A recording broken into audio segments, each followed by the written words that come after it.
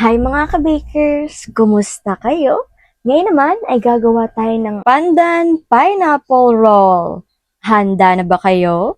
Ang mga kailangan natin sa paggawa ng pineapple filling ay crushed pineapple 400 grams, sugar 250 grams, fresh milk 400 grams, tubig 1 cup, cornstarch 150 grams, at butter na 50 grams. Atin na pong inilagay ang pineapple, sugar, fresh milk, yellow food color na 1 kurot, tubig, cornstarch dito, at pinaandar na nga po natin dito ang ating kalan sa medium heat at haluin lamang po natin ito ng haluin para po hindi po siya masunog. At dahil okay na nga po ito, pwede na po natin hinaan ang ating apoy at ilagay na po natin dito ang ating butter. Yan, continue lamang po natin hanggang po sa matunaw na ang ating apoy. Or kapag sobrang init naman po at medyo natunaw na po ang ating butter, ay atin na pong patayin ang ating apoy dito.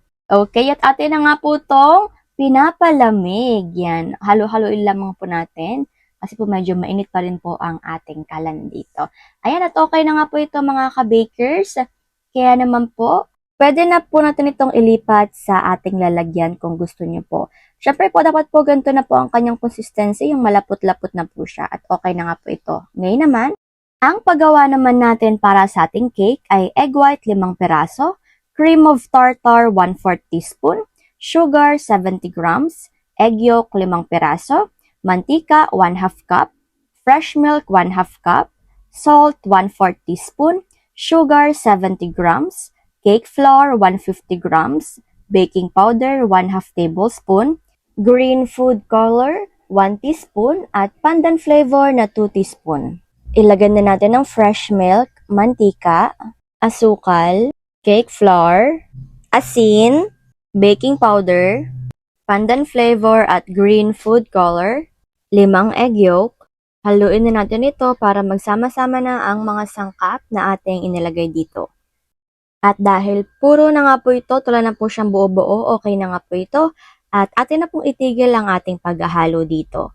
Ngayon naman, sa ating mixer ay ilagay na nga po natin ang egg white at cream of tartar. At atin na nga pong buksan ang ating mixer. Hayaan lamang po natin itong mag-mix hanggang po sa umalsa na po ng kaunti ang ating egg white. At dahil umalsa na po ay atin na pong ilagay ang asukal. Pwede naman po nating patayin ang ating asukal habang nilalagay ang ating egg white. Continue lamang po natin ulit ang pag-mix hanggang po sa umalsa na po ito ng kagaya nito. Ayan. Puting-puti na po siya at fluffy, foamy. Atin na pong tanggalin sa ating mixer. Ilipat na nga po natin ito sa ating unang minix. Okay, dahan-dahanin lamang po natin ito mga ka-bakers. At pagkatapos naman po nating mailipat ito, ay atin na nga po itong haluin ng haluin. Yan. Yung paghahalo naman po nito mga ka-bakers ay kung kaya po natin na isang direction lamang po para po hindi po masyadong bumabaha ang ating egg white. Okay, atin na nga po itong isalin sa ating roll pan. Ang size nga po pala ng ating roll pan ay 11 by 15 at dalawa po ang ating gagawin dito. Kailangan lamang po nating pagpantay-pantayin. Pwede po tayong gumamit ng ating timbangan. Pag napantay na po ay atin na nga po itong papaning or atin po siyang ipapantay. Yan. Para po mas maganda po tingnan ng ating cake, kailangan po talaga na pantay naman po talaga siya. At eto na nga po mga ka-bakers, okay na nga po itong ating dalawa. Ngayon naman po ay ready na nga po ito para mailagay na po natin sa ating oven. Ayan, eto na nga po sila. Ang oven temperature sa taas at baba ay 200 at ang oven time ay 10 minutes lamang. Pagkatapos nga po ng ating 10 minutes ay luto na nga po ang ating cake. Atin na po siyang hanguin at tanggalin na po natin agad sa ating molde para po mabilis po siyang lumamig. Pag lumamig na po ay atin na nga pong tanggalin sa ating parchment paper. Madali lang naman po itong tanggalin kaya no worries po tayo dyan. Okay, dokes. At kapag natanggal na nga po natin ang dalawa, yan, gantuhin lamang po natin siya ng walang kahirap-hirap.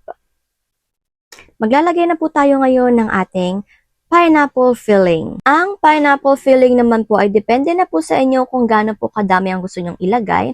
Basta po mga ka-bakers, malagyan po dapat ang bawat kilid, lalo na po ang gitna nito. Yan. Kung gusto nyo po ng sobrang kapal ay okay lamang. At yung sakto lamang po ay okay lamang po. Pag nalagay na po ay atin na nga po itong irorolyo. Rolyo lamang po natin ito ng dahan-dahan. Just take your time lamang po. Ayan. Pagkatapos po irolyo, ay atin na din pong irolyo ang kabila. Pag narolyo na nga po din po ang kabila, atin na pong tanggalin agad. Or pwede naman pong ipahinga nyo po muna ng mga 3 to 5 minutes bago nyo po tanggalin ang parchment paper. Okay lang din naman po iyon. Okay, docs, ngayon naman po ay atin na nga po itong hahatiin. Hatiin na nga po natin ito. Pwede po natin gawing half roll or whole roll, pero pwede rin naman po nating hiwain sa maliliit para po maibenta po natin siya ng mas murang halaga. Ayan, ito na nga po mga ka-bakers. At yung gagawin nga po pala natin dito ay 16 cuts po yung dalawang ating cake. Pero tig-isa po ay 8 cuts lamang po ang ating gagawin. Okay, docs? Pero kung gusto niyo po siyang mas liitan ay okay lamang. At kung gusto niyo po siyang damihan ay okay lamang po. Ayan. Or mas malaki pa po yung hiwa. Okay lamang po iyon. Ngayon naman po mga ka-bakers ay atin na po itong ilalagay sa ating baking cup. At naglagay po muna tayo dito ng ating sugar. Ito po ay optional. Kung gusto niyo po ng asukal ay okay lamang. Or kung ayaw niyo po lagyan ay okay lang din naman po. Ayan, at eto na nga po mga ka-bakers ang ating finished product. Yung pangalawang roll po natin ay hinati po muna natin sa half roll. Pagkatapos ay atin rin po itong hinati sa maliliit para po maging yung dalawang roll po natin ay naging 16 cuts po. Kaya ito na nga po mga ka-bakers ang ating finished product. Na sobrang sarap naman po talaga, sobrang yummy, at higit sa lahat ay napaka mabenta. Nako, kailangan niyo po talaga itong itry dahil napaka-winner po talaga nitong ating napakasarap naman talaga na pandan pineapple roll. Ito na nga po ang ating food for the soul ngayon. Kawikaan 11 verses 4 to 5. Walang halaga ang yaman sa araw ng kamatayan. Ngunit ang katwiran ay naglalayo sa kapahamakan. Mas panatag ang landas ng tapat ang pamumuhay, ngunit nabubuwal ang masama sa sariling kabuktutan. Amen, amen, amen. Napakahiwaga na naman ang kahulugan nito mga ka-bakers. Dapat talaga tayo ay magkaroon ng self-control sa pag-abot ng makamundong bagay. Dahil at the end of the day, hindi natin alam kung kailan tayo mawawala sa mundong ito. Naway pagpursigihan natin ang mga bagay na makalangit. Naway pagpursigihan natin ito dahil ito ay panghabang buhay na at hindi lamang kagaya ng makamundong bagay na panandalian lamang. Pagpursigihin natin na mas palakas ang ating pananampalataya sa ating Panginoong Hesukristo at magkaroon ng buhay na kasama siya at ng buhay na mapayapa. Na kasama pa ang ating Panginoon hanggang sa ating huling hininga. Amen, amen, amen. Hindi man ako maganda mag-explain, basta yun na talaga yun mga ka-bakers.